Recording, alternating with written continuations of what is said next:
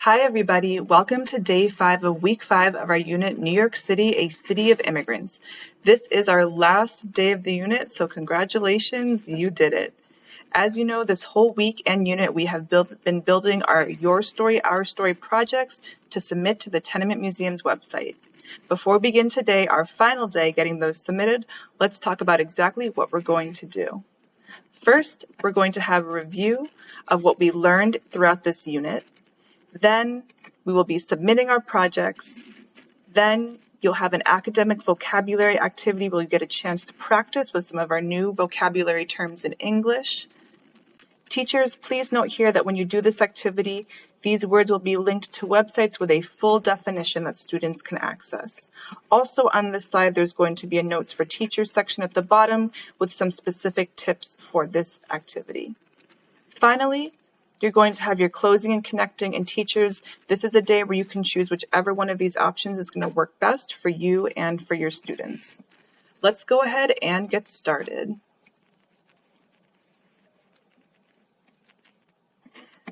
We are on day 5, week 5, our final day with New York City, a City of Immigrants.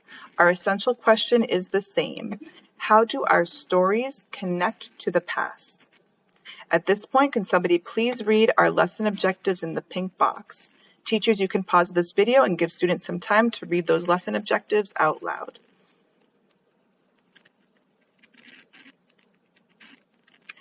Thank you for reading those. Our first lesson objective is to participate in a variety of conversations with peers, building on the ideas of others. So we will be talking with each other during today's lesson. Our second lesson objective is to accurately use academic words and phrases appropriate to the task. This is when you're going to be practicing that new academic vocabulary. And our third lesson objective is to make personal, cultural, and thematic connections to the unit. How does the project you made connect to your identity, your history, and the experience of your family immigrating to New York? Let's start with our review activity, which again, we're going to reflect on what we did in this unit by having an academic conversation with each other. So you're going to be talking to your partner or to your group. There are going to be 4 questions in your academic conversation today, so let's get started. Your first question asks, what was one change that you made to your project based on feedback from your partner or the teacher, and how did it help improve your project? Just like with the Do Now, we have our sentence starters in green. If you get stuck in your response, you can use these. One change that I made based on feedback from my teacher partner is, it helped to improve my project by. Here's an example. One change that I made based on feedback from my teacher is to add my emotions. It helped to improve my project by letting the reader understand my story more. So teachers, at this moment, you can pause the video, and students, you're going to respond to the first question in your academic conversation.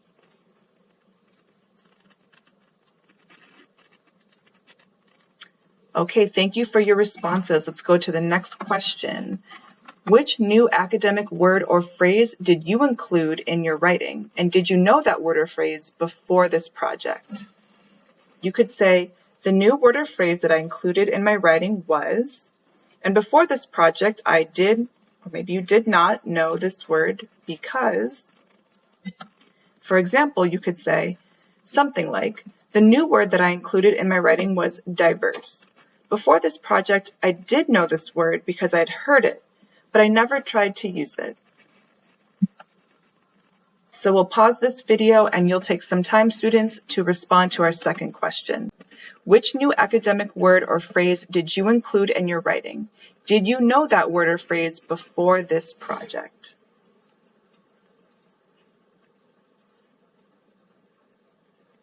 Thank you for your responses. Let's move on to our next question. What was your biggest challenge during the writing and recording process, and how did you overcome that challenge? Here are some sentence starters for that prompt. My biggest challenge during the writing or recording process was, I overcame that by. Here's the example. My biggest challenge during the recording process was speaking with confidence. I overcame that by practicing. Okay, so now we're going to pause. Students, you'll have an opportunity to respond to the third question. What was your biggest challenge during the writing and recording process, and how did you overcome that challenge?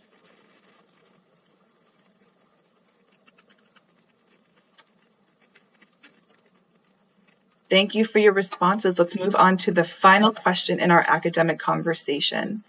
What was one new word, phrase, or skill that you learned from a classmate during this unit? You might say something like, something I learned from is, and use an example with my partner Chris. Something I learned from Chris is the word settle, like my grandparents immigrating and settling in one place. So go ahead, take some time, pause this video, and respond to our last question in this academic conversation.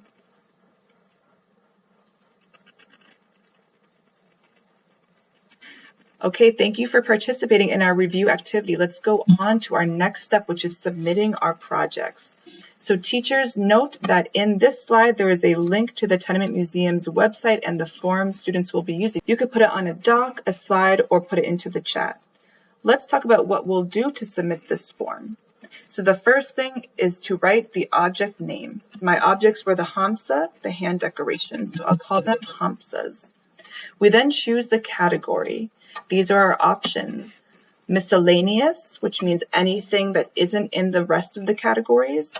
The first, foodways, then religion, fun, work education, or attire, clothing, which means clothing. I believe the hamsas are in the miscellaneous because they don't really fit in these other categories. So that means they're outside of the categories, they're miscellaneous, MISC. Then for step 3, we're going to upload an image of our object. So if I click on browse, it shows me the options from my computer. I've labeled it hamsas. I'm going to open. You can change here if you need to, and I'm going to upload that image. Then right below, it's asking me to describe. So I would say 2 hamsas in Greek and Korean. And you do have a limit to your description here.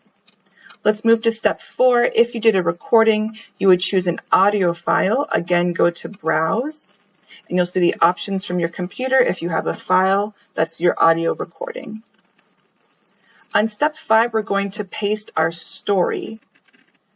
So I pulled up one of our previous activities, writing out my project. And here it is, final, so I'm going to copy it. I'm going to paste it right into the form like that. On number 6, I'm going to choose any words, we call these tags, that are relevant to my story. So because the hamsa are decoration, I'll choose decoration. Then I might choose Europe or Asia, the 2 places where my grandparents were coming from. Then below for number 7, you'll write places important to the story. So for me, Korea, Greece, and New York. Number 8 is the year of immigration. For my family, it was the 1950s. Next, for number 9, you're going to choose your relationship to the immigrant. If you're first generation, you are the immigrant who came to the United States. If you are 1.5 generation, you came to the United States as a child. Second generation, you are the child of immigrants. Third, you are the grandchild of immigrants. And fourth, you are the great-grandchild of immigrants. So for me, my story was about my grandparents, so mine is the 3rd generation. You're going to choose your option here. 10 is your name. 11 is your zip code. 12 is your email. When you fill these out, you'll scroll down.